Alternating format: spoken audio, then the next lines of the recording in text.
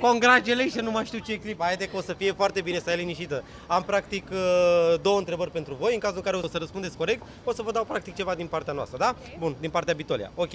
Prima întrebare. Care este cel mai mare succes al echipei naționale de fotbal a României în competițiile internaționale? Ăsta e de anul acesta. Zi, gândește-te un pic mai în spate. Mai mult, mai... Anul 1990, UEFA Champions League, mai sus. mai sus. A României? A României. 90 și... 8 sau 7? Mai... 9.